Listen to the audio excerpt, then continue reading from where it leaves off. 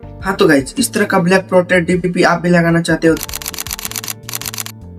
जो कि अभी इंस्टाग्राम पे बहुत ज्यादा ट्रेंड कर रहा है और बनाना भी बहुत ही ज्यादा सिंपल है। तो गाइज हम आ चुके अपने मोबाइल स्क्रीन पे।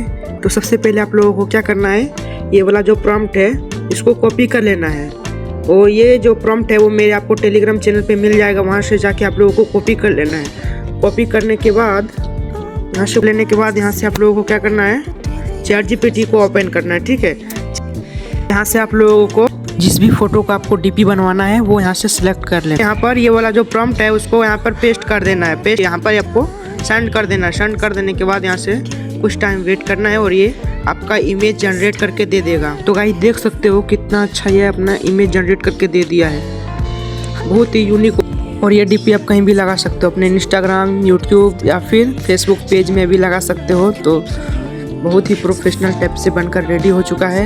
अगर ये वीडियो आपको अच्छा लगा हो तो वीडियो को लाइक और चैनल को सब्सक्राइब कर लीजिएगा।